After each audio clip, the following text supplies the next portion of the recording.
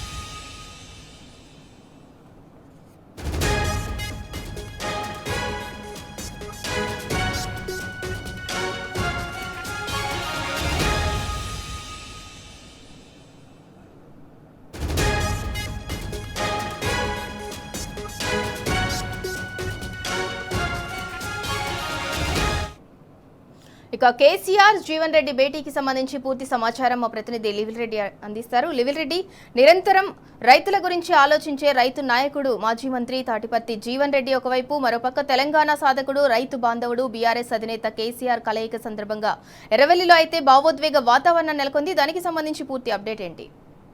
కొద్దిసేపటి క్రితమే బీఆర్ఎస్ అధినేత కేసీఆర్ ఎర్రవల్లి నివాసంలో మాజీ మంత్రి సీనియర్ రాజకీయ నాయకుడు తాటిపర్తి జీవన్ రెడ్డి బీఆర్ఎస్ అధినేత కేసీఆర్ తో భేటీ అయ్యారు. ఈ భేటీలో పలు కీలక అంశాలపైన కూడా చర్చిస్తున్నారు.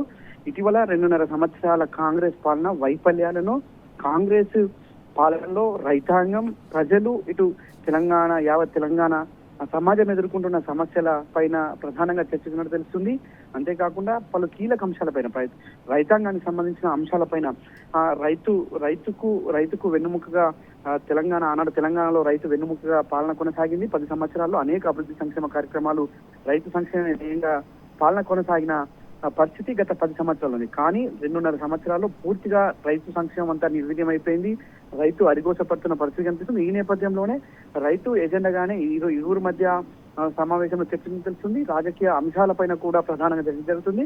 అయితే గత కొద్ది రోజులుగా జీవన్ రెడ్డి కాంగ్రెస్ పార్టీకి సంబంధించిన దానిపైన అనేక ఇబ్బందులకు గురి చేశారు. జీవన్ రెడ్డిని అనేక ఇబ్బందులతో పాటు ఆయన మానసికంగా కూడా వేధించిన పరిస్థితి కనిపించింది. ఈ నేపథ్యంలోనే ఆయన పార్టీకి రాజీనామా చేసి నిన్న బీఆర్ఎస్ వర్కింగ్ ప్రెసిడెంట్ కేటీఆర్ ఆయన కలిసి బీఆర్ఎస్ పార్టీలోకి ఆహ్వానించిన నేపథ్యంలో ఇవాళ లంచ్ కార్యక్రమానికి అధినేత కేసీఆర్ జీవన్ రెడ్డిని ఆహ్వానించిన నేపథ్యంలో వాళ్ళ కేసీఆర్ తో భేటీ అయ్యారు. పలు కీలక అంశాలపైన కూడా చర్చించారు. ప్రధానంగా రైతు సమస్యలు, తాజా రాజకీయ పరిణామాలు, తెలంగాణలో ఎదుర్కొంటున్న తెలంగాణ ప్రజానీకాలు, తెలంగాణ సమాజం ఎదుర్కొంటున్న సమస్యలు అన్నింటిపైన కూడా ఈ భేటీలో చర్చ తెలిసింది.